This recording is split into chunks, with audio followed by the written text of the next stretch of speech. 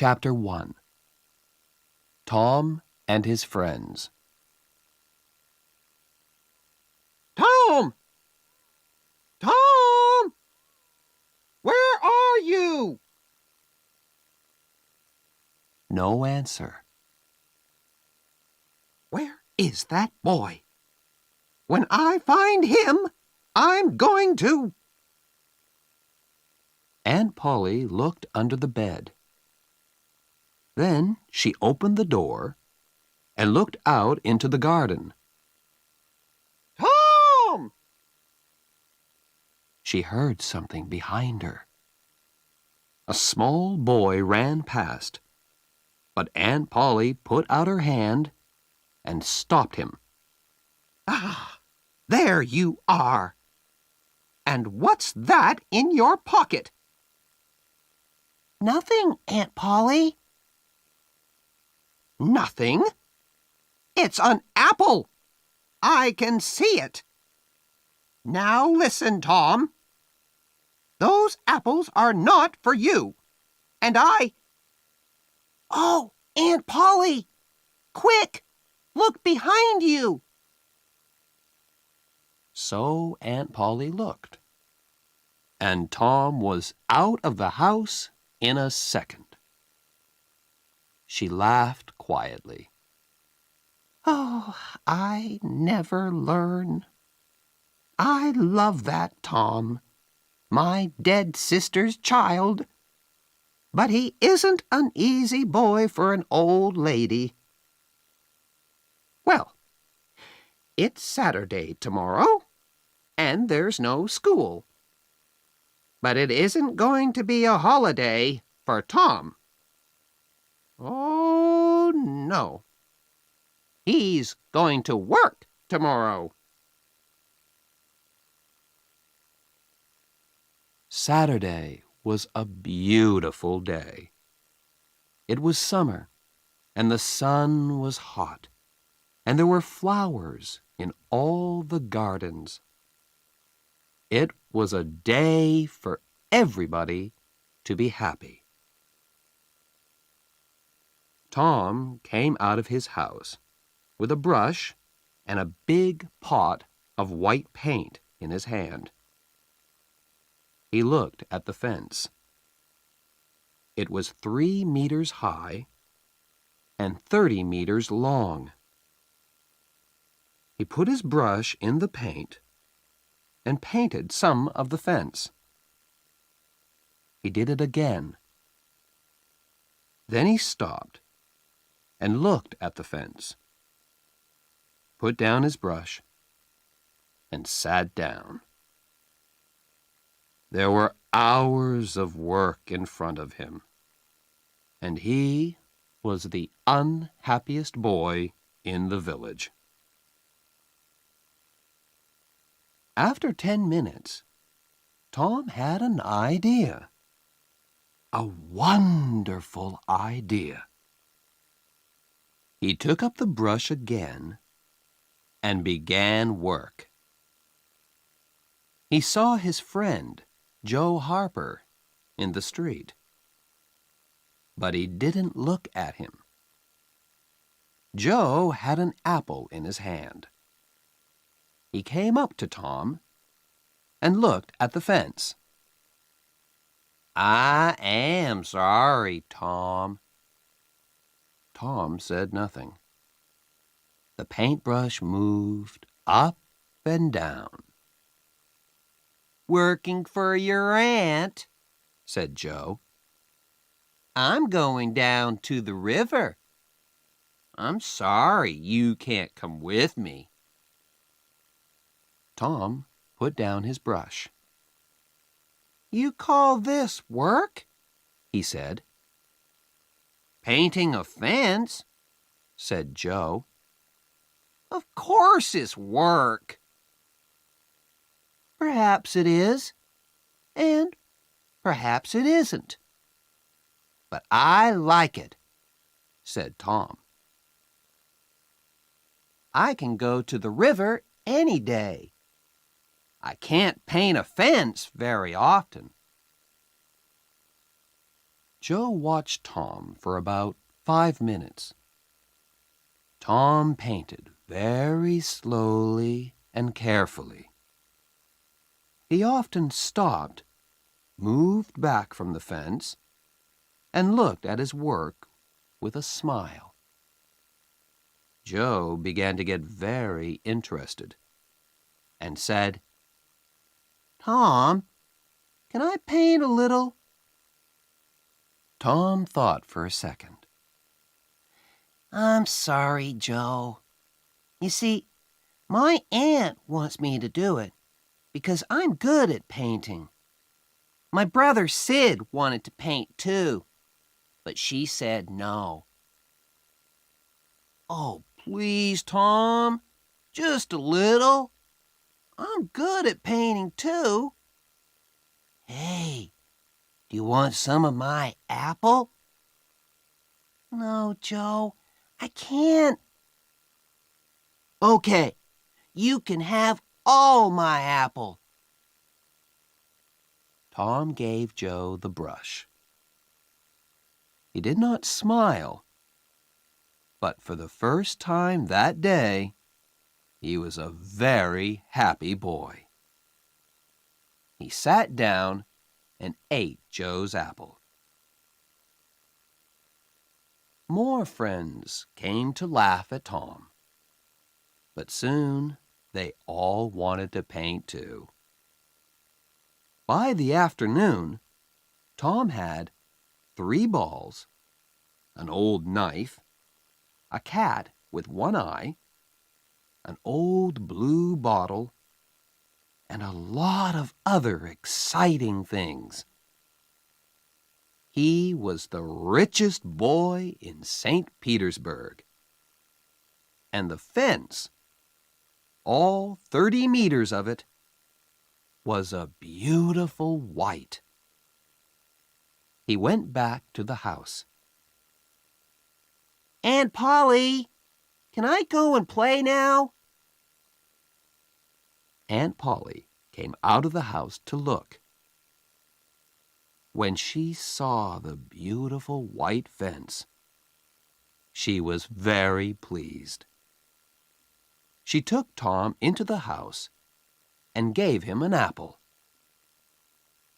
Well, you can go and play, but don't come home late. Tom quickly took a second apple and ran off. On Monday morning, Tom didn't want to go to school, but Aunt Polly got him out of bed and then out of the house. In the street near the school, he met his friend Huckleberry Finn. Huck had no mother, and his father drank whiskey all the time. So Huck lived in the streets. He didn't go to school. He was always dirty, and he never had a new shirt. But he was happy. The mothers of St. Petersburg didn't like Huck, but Tom and his friends did. Hello, Huck, said Tom. What have you got there? A dead cat, What are you gonna do with it? asked Tom. I'm gonna take it to the graveyard tonight, Huck said. at midnight. A dead cat can call ghosts out of their graves. I never heard that, said Tom. Is it true? Well, I don't know, said Huck. Old Mrs. Hopkins told me. Come with me and see. Or are you afraid of ghosts? Of course not, said Tom.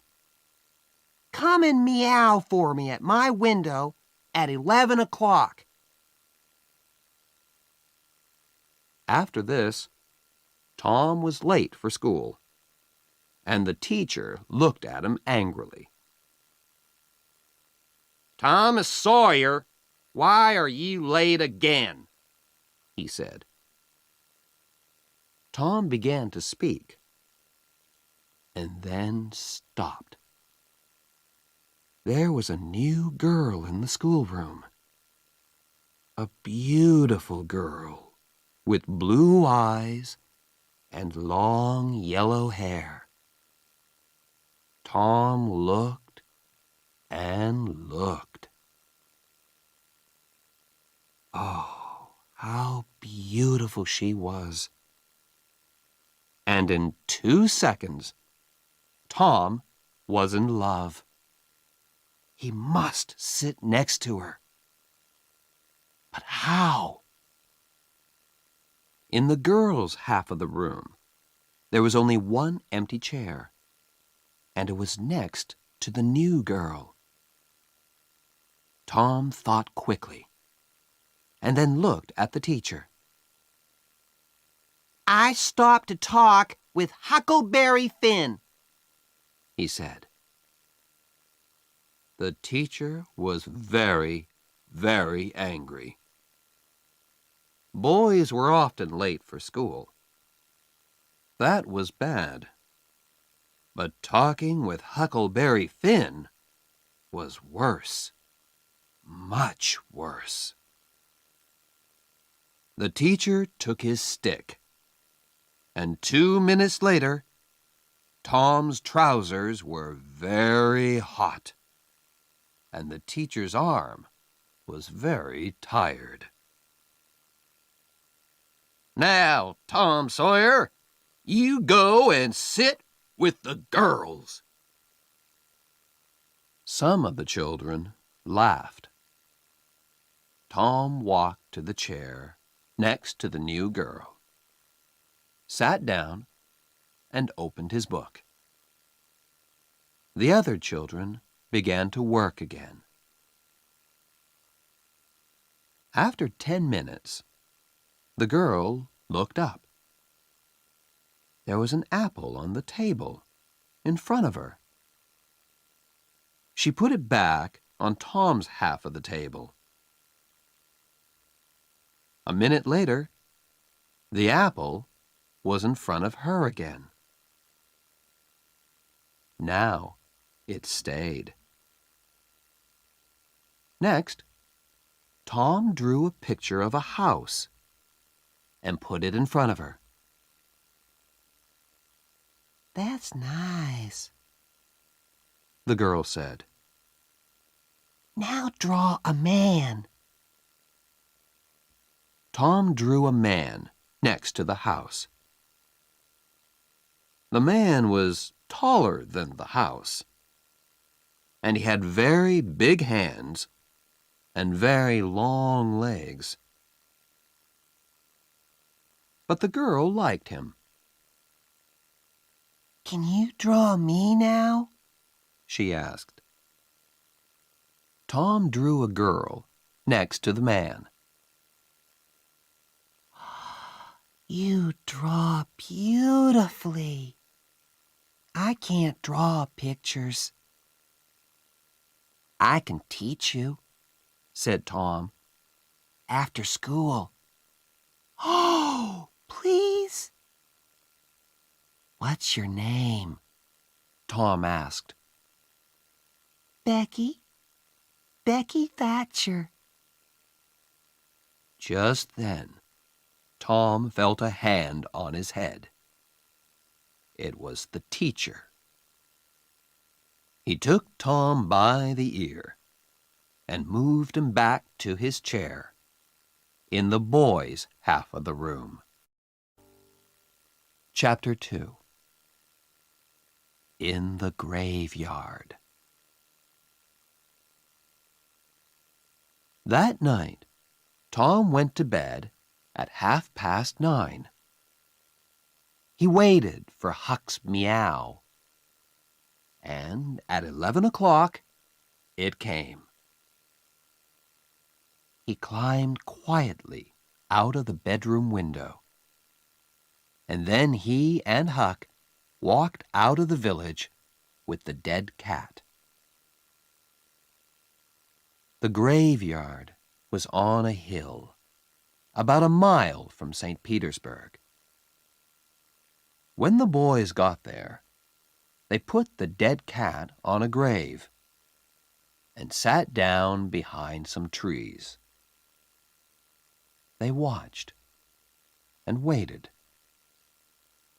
It was very dark and very quiet. Do you see that new grave there? Whispered Huck. That's Hoss Williams' grave. He died last week. Perhaps he can hear us, Tom whispered back. Do you think he can, Huck? I don't know, but Shh! Oh, Tom, what is it? Shh! Whispered Tom. I can see something. Look! Huck moved nearer to Tom. Ghosts, he said. 3 of them. They're coming here, Tom. Oh, let's go home. They can't see us, Tom whispered. Not here. Ghosts can see through trees, said Huck unhappily. They can see through everything. The ghosts moved quietly through the graveyard and came nearer to the trees. Huck and Tom watched, very afraid. Then, after a minute, Huck said, Tom, they're not ghosts. That's Muff Potter. So it is. And that's Injun Joe. And the other man is Dr. Robinson. What are they doing here? They're grave robbers, Tom. They're going to rob a grave. My father told me about it. The doctor wants a dead body, you see. He cuts it up because he wants to learn about... Shh, said Tom. They're getting near. The 3 men stopped at Hoss Williams' grave, and Injun Joe and Muff Potter began to dig. 10 minutes later, the grave was open. Now, Doctor, said Muff Potter, you want us to take the body to your house? That's $5 more. No, said the doctor. I gave you the money this morning. I'm not giving you any more.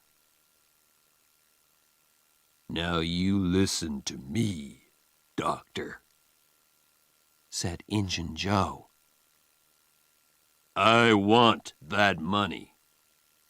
Do you remember a day 5 years ago? I came to your house and asked for something to eat, and you gave me nothing. Nothing. So give me that money. He took the doctor's arm, but suddenly the doctor hit him, and Injun Joe fell to the ground. Don't Don't hit my friend!" cried Muff Potter. He jumped on the doctor, and the two men began to fight. It all happened very quickly, and the two boys watched with open mouths. Injun Joe got up. He had Muff Potter's knife in his hand now, and he moved behind the doctor. Then the doctor hit Muff Potter on the head. Muff fell to the ground. And at the same moment, the knife in Injun Joe's hand went into the doctor's back. The doctor fell to the ground on top of Muff Potter, and he did not move again. The two boys could watch no more. Very quietly, they moved away from the trees and then ran out of the graveyard and back to the village. Injun Joe stood by Hoss William's grave and looked down at the two men. Then he put the knife into Muff Potter's hand and sat down. 3, 4, 5 minutes went by. Potter moved a little and opened his eyes. What happened, Joe?" he asked. "This is bad, Muff," said Joe. "Why did you kill him?" Muff looked at the doctor's dead body, then at the knife in his hand. "Me? Did I kill him?" His face went white, and the knife fell from his hand. "It's the whiskey, Joe. I never fight with knives, usually. Oh, why did I drink all that whiskey tonight? I don't remember anything."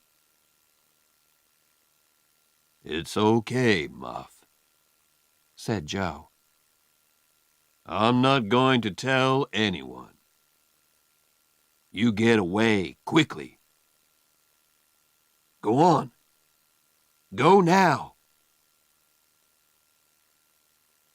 Muff Potter got up and ran away. Joe watched him for a minute. Then he carefully put the knife next to the doctor's body. Then he, too, left the graveyard.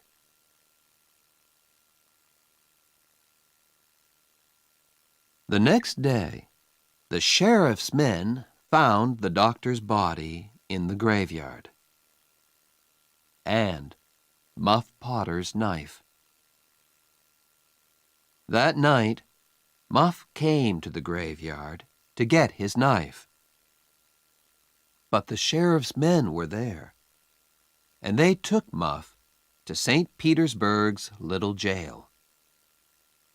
And there Muff sat for 4 weeks and waited for his trial.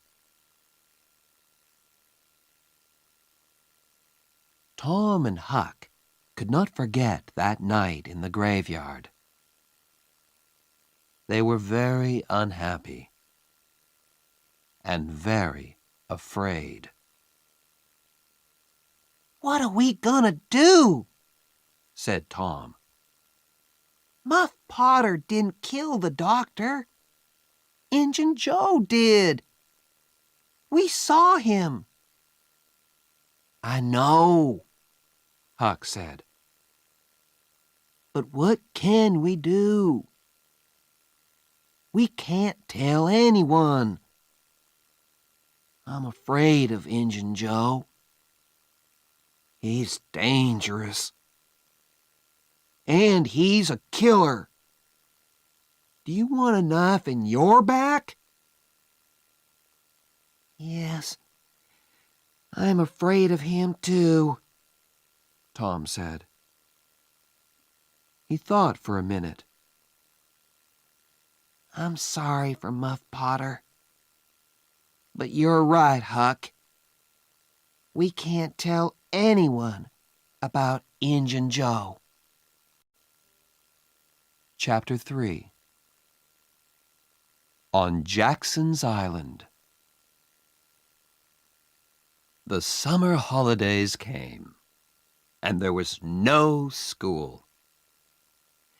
Tom didn't want to think about Muff Potter and Injun Joe, but it wasn't easy. At night, when he was in bed, he saw Injun Joe's face in the dark, and he couldn't sleep. But he couldn't talk to anyone about it. One hot summer's day, he and Joe Harper were down by the Mississippi River.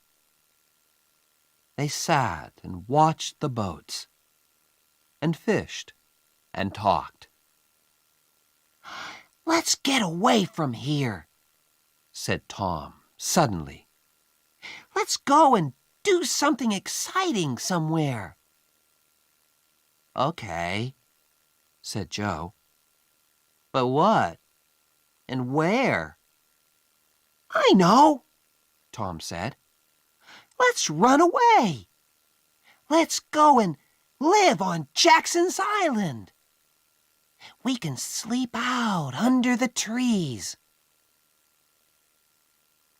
Jackson's Island was in the Mississippi, 3 miles south of St. Petersburg. Nobody lived there. Let's ask Huck Finn, too, said Tom. But don't tell your mother or father or anyone. Go home and get some things to eat, and meet me here at midnight. So that night, 3 boys in a small boat went down the river to Jackson's Island. They had some bread and some meat, and Huck had his pipe, too. When they got there, they carried everything onto the island and made a fire under a big old tree. Then they cooked some of the meat over the fire. And oh, that meat was good. The best dinner in the world. Soon, they stopped talking. Their eyes closed, and they slept. The next morning, Tom woke up with the sun on his head and a smile on his face. Then Huck and Joe woke up, and the 3 boys ran down to the river to swim. After that, they fished, and soon they had about 6 big fish for their breakfast. They cooked the fish on their fire and ate them all. They were very hungry. That, said Joe happily, was a wonderful breakfast. After breakfast, they walked through the island, swam some more, talked, fished, and swam again. They came back to their fire in the afternoon. Suddenly, Tom looked up and said, "Listen, can you hear boats?" They listened, and then ran across the island to look down the river.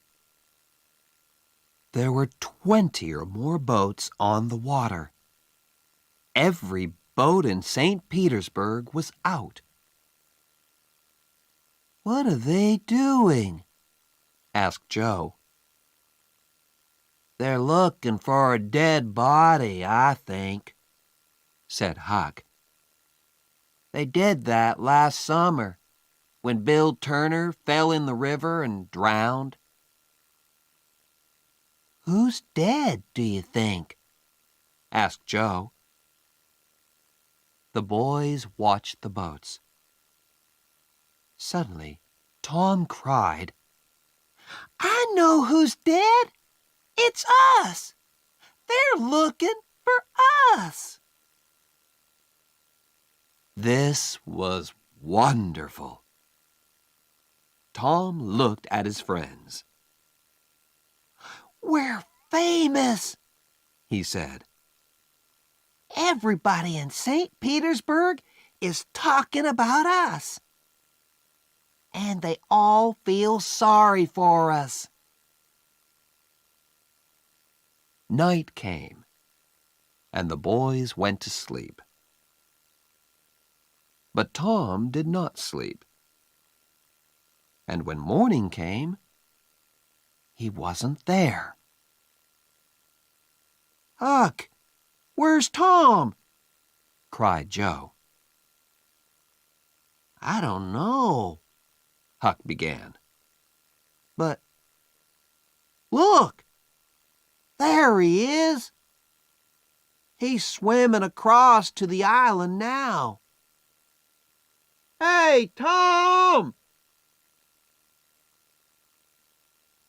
At breakfast, Tom told his story. "I went home last night," he said, "and listened at the window.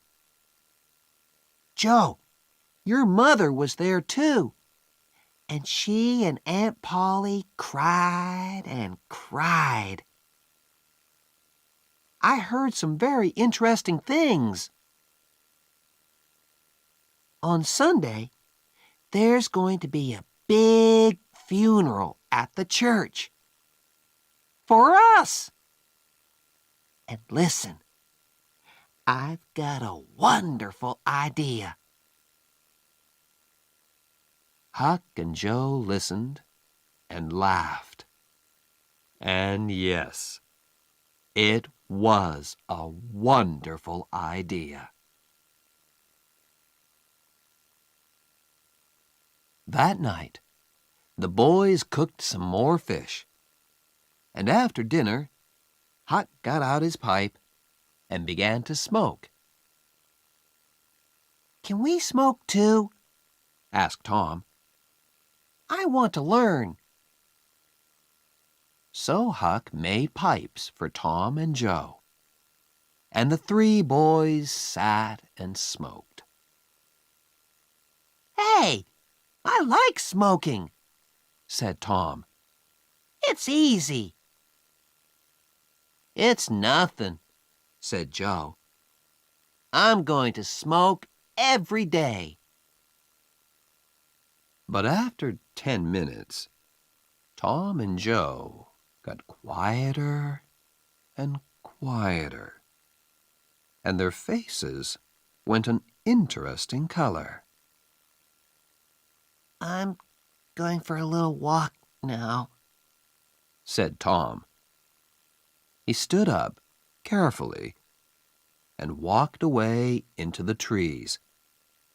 "Me too," said Joe, quickly. The two boys came back an hour later, but they didn't smoke their pipes again.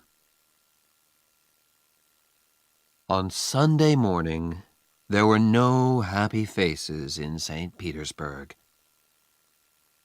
Aunt Polly and Joe's mother and father were in the church, and all the boy's friends. The minister said some very nice things about the three boys. And the boys' families cried and cried. Everybody cried. And little Becky Thatcher did not stop crying for 1 second. There was a small noise at the back of the church. But at first, nobody heard it. Then the minister looked up and suddenly stopped speaking. Everybody turned to look.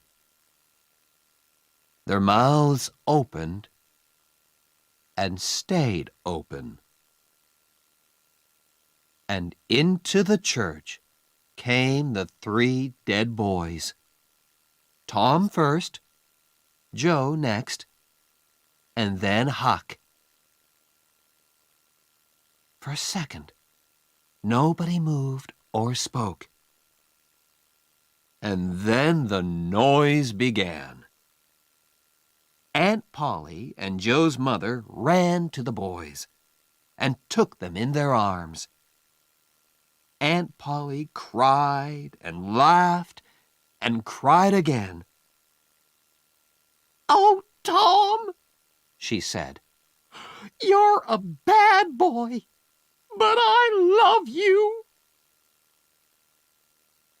Suddenly, the minister called out, Oh, happy days! Sing, good people of St. Petersburg! Sing and be happy! and everybody sang and smiled and laughed for a long time. It was St. Petersburg's happiest funeral. The weeks went by, and the judge came to St. Petersburg. On the day before Muff Potter's trial, Huck and Tom met in the street near Tom's house. Huck was unhappy. "Tom, you didn't tell anyone about, "No."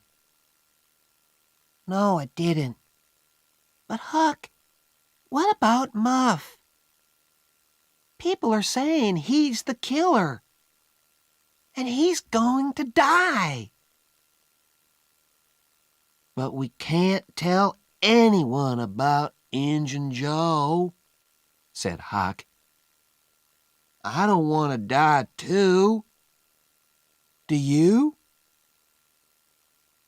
No, Tom didn't want to die.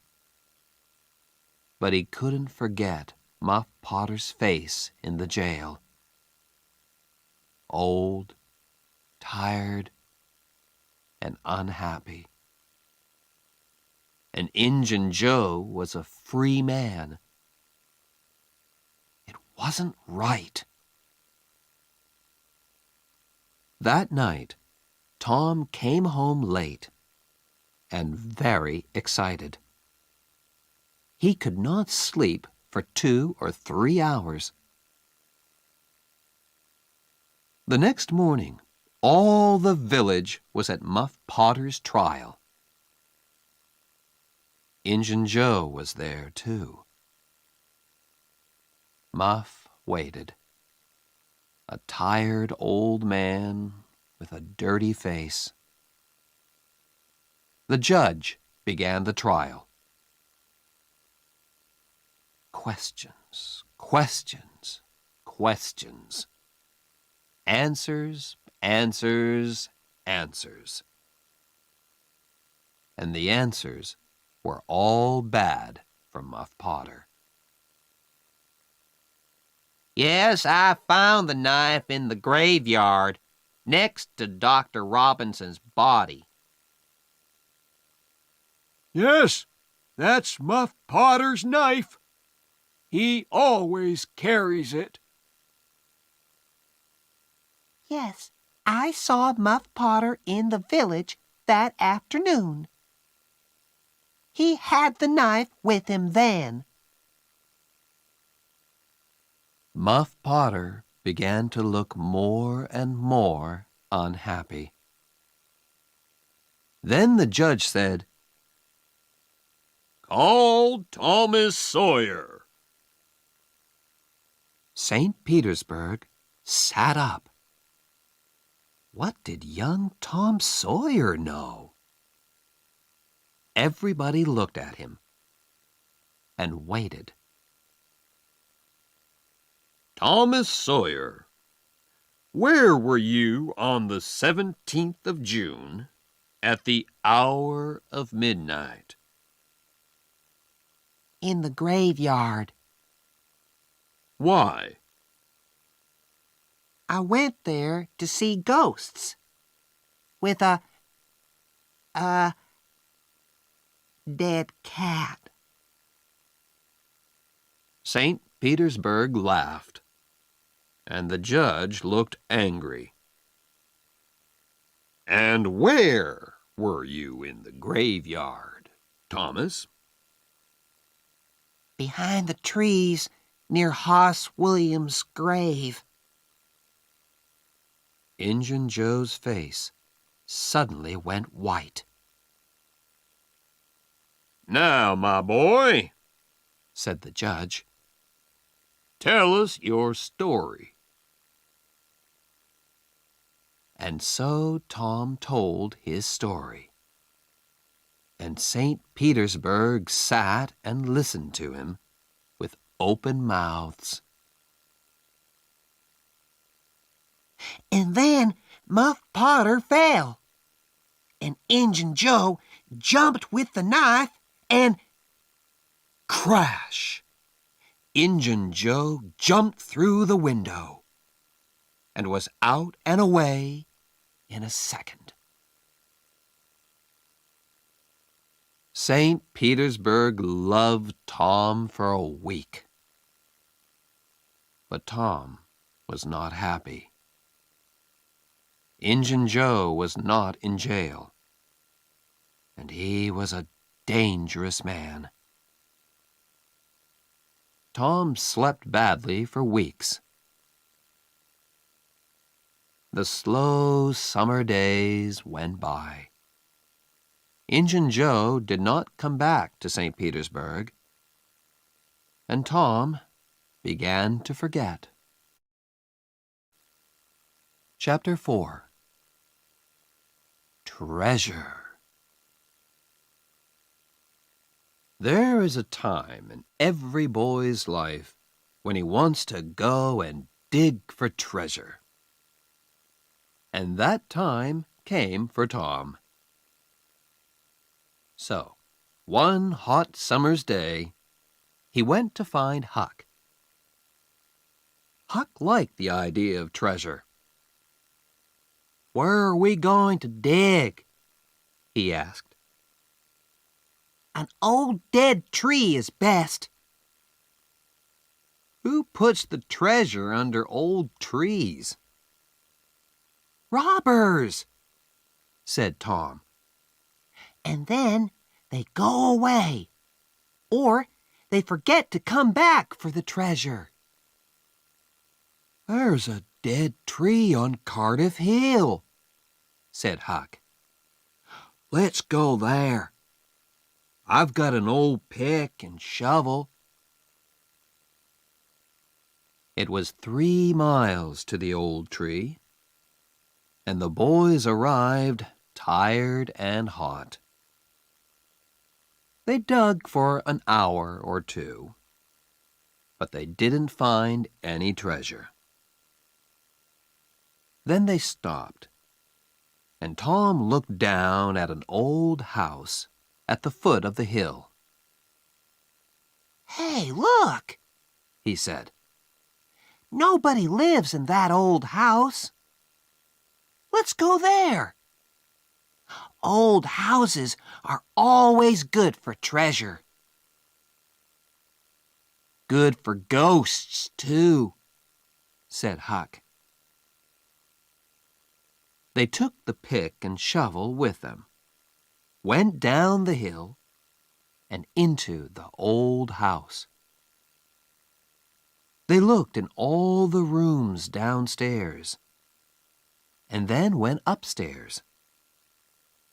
But there was no treasure and no ghosts. Then they heard a noise. "Shh!" said Tom suddenly. What's that? "Ghosts!" whispered Huck. There were holes in the floor, and through them the boys could see into the rooms downstairs. No, Tom whispered. it's two men. One is the old Spaniard. He came to live in the village last week. I don't know the other man. Shh! Let's listen to them. The two men sat down on the floor. The Spaniard had a green hat and long white hair. The other man was small and dark. He took out a bag and began to open it. "It's hot in here," the Spaniard said. He took off his green hat, and then he took off his long white hair. Tom!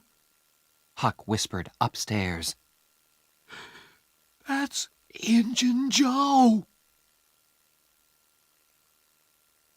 We took $650 when we robbed that house, said the second man. He took some money out of the bag. We can take $50 with us now. What are we going to do with the $600? "Leave it here," said Injun Joe.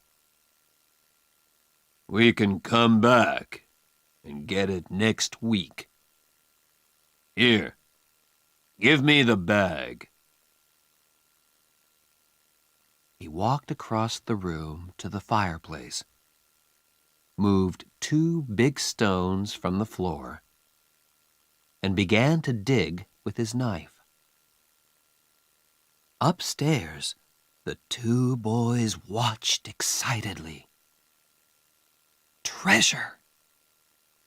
$600 of wonderful treasure! Injun Joe stopped digging. "Hello, what's this?" he said. "There's something here. It's an old box." The two men got the box out and opened it. It's money, said Injun Joe's friend. Injun Joe put his hand into the box. "There are thousands of dollars here," he said, and the two men looked at the money with happy smiles. but who? began Injun Joe's friend. "Don't ask," Injun Joe said. "It's our money now." We can't take it with us today, said his friend. What can we do with it? Put it back under the floor? "Yes," said Injun Joe. Happy faces upstairs. "No." Very unhappy faces upstairs. "Let's put it under the cross. Nobody goes there." We can take it there tonight. When night came, the two men carried all the money away. The boys did not go after them because they were afraid of Injun Joe. But they wanted very much to find that cross.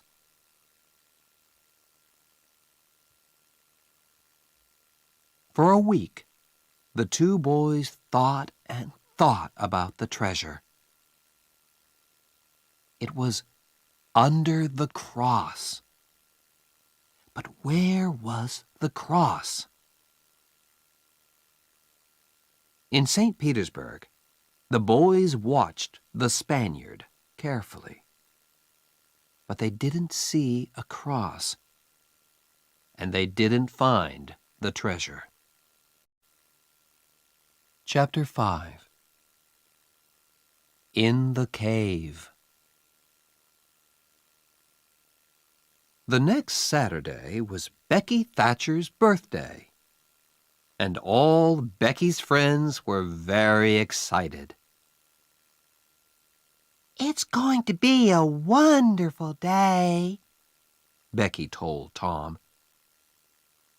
We're going to have a picnic by the river, and after that, we can visit McDougal's cave. So in the morning, a big boat took Becky, Tom, and all their friends down the river. There were some older children on the boat, too. But all the mothers and fathers stayed at home. Picnics are better without them. And it was a very happy, noisy picnic. After the picnic, the children took out their candles and ran up the hill to the cave. The mouth of the cave was dark, and some of the children were afraid at first. But caves are exciting. So in the end, everybody went in. McDougal's cave was very, very big, with hundreds of tunnels and rooms. The tunnels went up, down, and into the hill for miles. You could walk for days in McDougal's cave. Nobody knew all the cave, but many people knew the tunnels near the door. You could play all day in these tunnels. Tom, of course, knew them well. For hours, the children walked and ran through the cave, up and down the tunnels, in and out of the rooms. In the evening, they came out and walked down the hill to the boat, tired but happy. When the boat arrived back in St. Petersburg, it was dark. Huck Finn saw the boat, but he did not know about the picnic. He did not go to birthday picnics, of course, because the mothers of St. Petersburg did not like him. But tonight, Huck was only interested in treasure. Injun Joe's treasure. Injun Joe was in an old building by the river, and Huck waited in the street near the building. Perhaps, he thought, Injun Joe's cross isn't there, and the box of money. I must wait and watch. I can tell Tom about it tomorrow. But Injun Joe didn't come out. At midnight, it began to rain, and Huck waited all night in the cold street. In the morning, he could not move, and he could not speak. He felt cold, then hot, then cold, then hot again. Mrs. Douglas, a woman from the church, found him in the street. She took him to her home and put him to bed. And there he stayed for 2 weeks.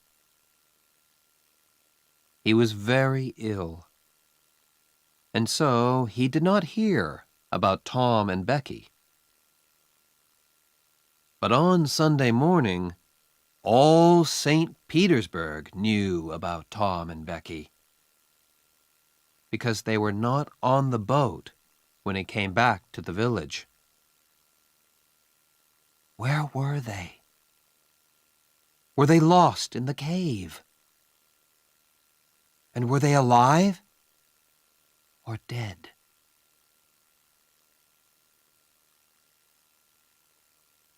At first, Tom and Becky played with their friends in the cave. Then Tom wanted to go down a new tunnel, and Becky went with him. They walked and talked, and went into a second tunnel, then a third. Sometimes Tom put a mark with candle smoke on the tunnel wall. He wanted to find the mouth of the cave again.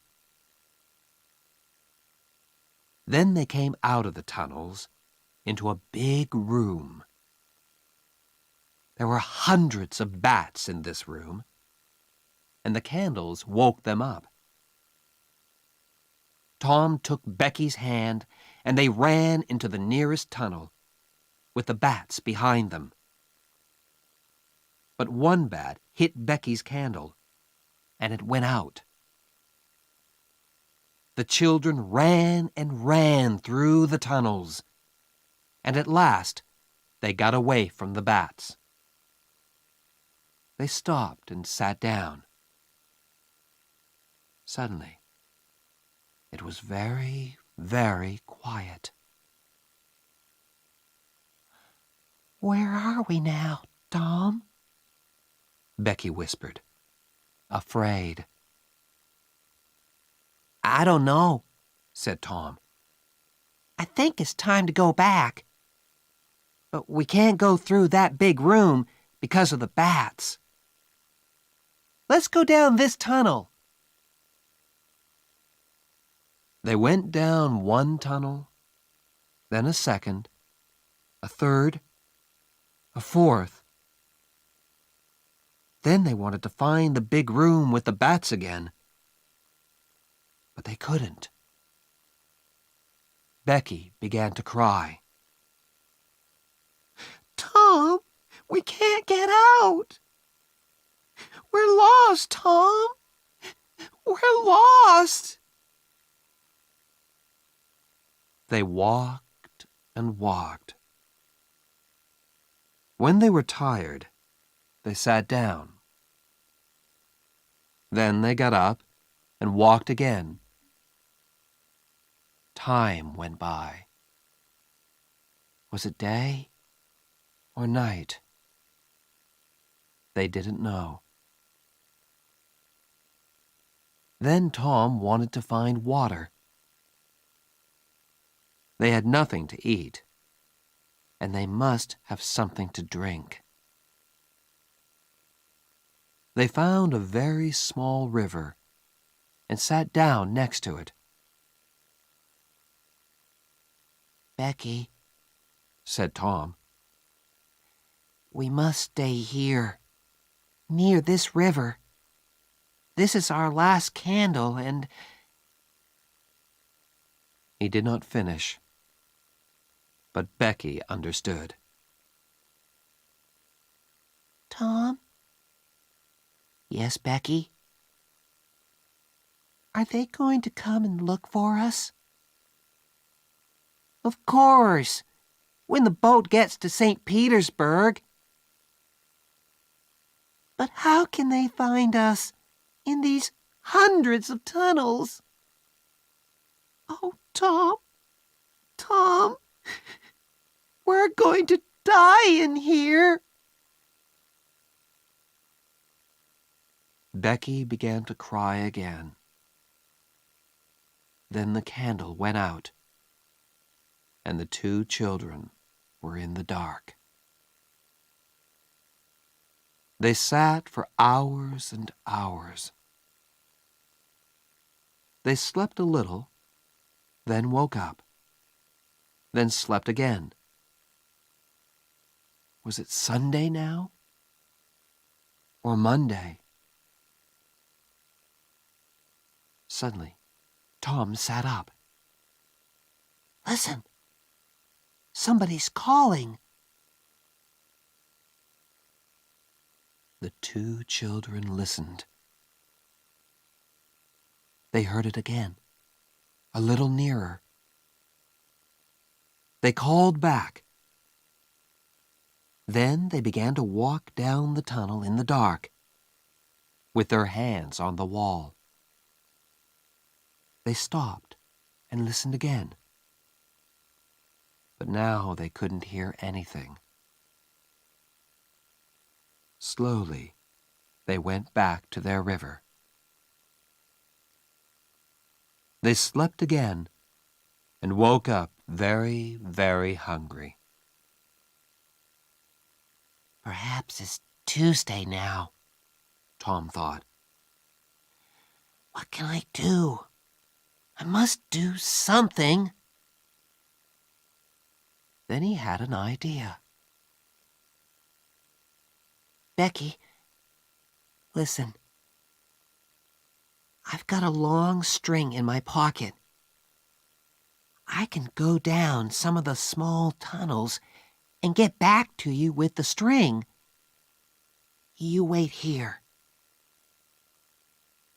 Slowly and carefully, Tom went down the first tunnel on his hands and knees. Then the tunnel wall on his right finished, and there was nothing. Tom put out his hand to feel the floor. And just then, away to his right, he saw a hand. A hand with a candle. At once, Tom called out. Help! He cried. The hand moved, and Tom saw an arm and a face. It was Injun Joe. Tom was very afraid, but Injun Joe was afraid too, and he quickly ran away down the tunnel. Tom went back to Becky, but he did not tell her about Injun Joe. Tom waited for an hour, then went into a different tunnel with his string. Then a third tunnel. It was Tuesday evening, and St. Petersburg waited. Many of the villagers were in the cave, and they looked for the children day and night. But they heard nothing, saw nothing, and found nothing. Then, late that evening, there was a sudden noise in the streets. People began to run to the thatcher's house. They're here! Becky and Tom are here! Most of the village came to listen to Tom's story. It was in the 6th tunnel, He told them. I went to the end of my string, and suddenly I could see daylight. There was a little hole in the cave wall. I put my head out, and there was the river, right under my nose. I went back and got Becky, and we climbed out through the hole. Then we stopped a boat on the river. We were 5 miles from the mouth of the cave.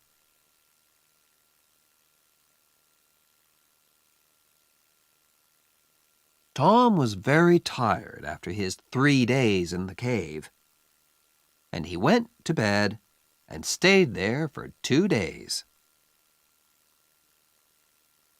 He heard about Huck and went to see him on Sunday, and then every day.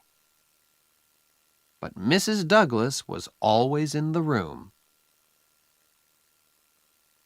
You can just say hello, she told Tom. and then you must go. Huck is very ill, and he needs to sleep. So Tom could not talk about anything exciting, and he could not tell Huck about Injun Joe. One day, about 2 weeks after the picnic, Tom was in Becky's house, and her father came in. Well, Tom, Mr. Thatcher said, would you like to go back to the cave again one day? I'm not afraid of that cave, said Tom. Mr. Thatcher laughed. There are a lot of people like you, Tom. But nobody's going into that cave again.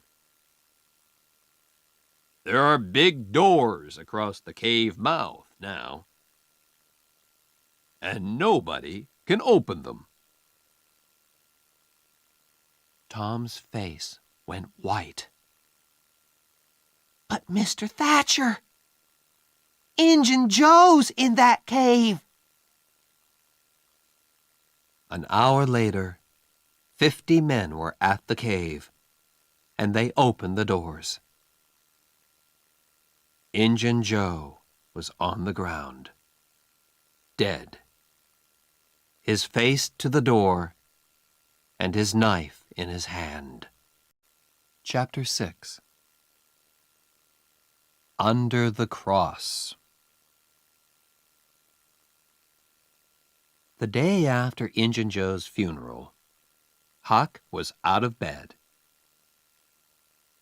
He and Tom walked slowly out of the village. They had a good long talk, and Huck heard all about the picnic, the cave, and Injun Joe. We're never gonna find the money now, said Huck. Huck, said Tom. the money isn't in St. Petersburg. It's in the cave. I know it is. Why was Injun Joe in the cave? Because he took the box of money there, right? Huck looked excited. Say that again, Tom. The money's in the cave. And we can get to it easily. Let's go there now. I've got some candles and a long string. We can take a boat and put it back later. 20 minutes later, the boys were in a boat on the Mississippi.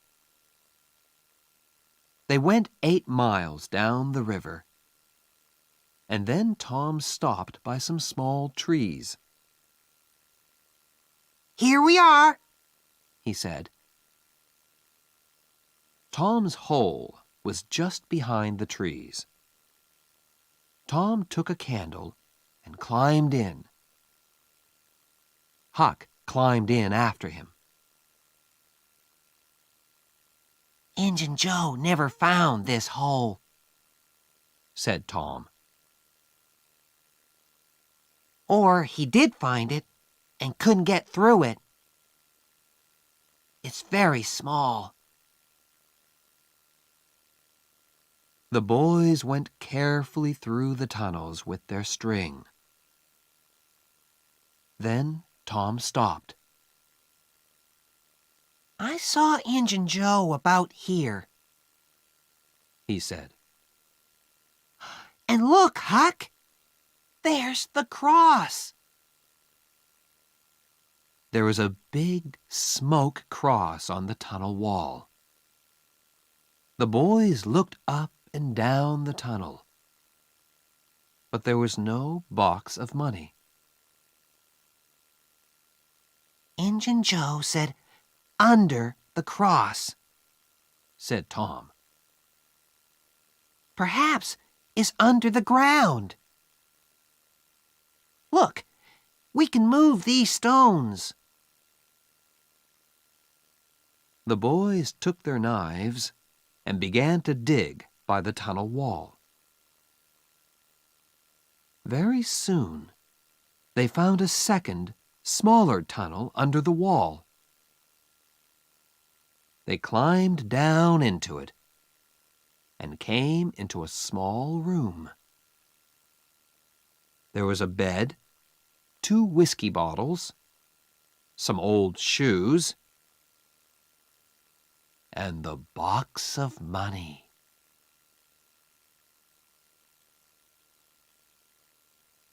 When somebody finds treasure, everybody hears about it very quickly. The 2 boys carried the box through the village.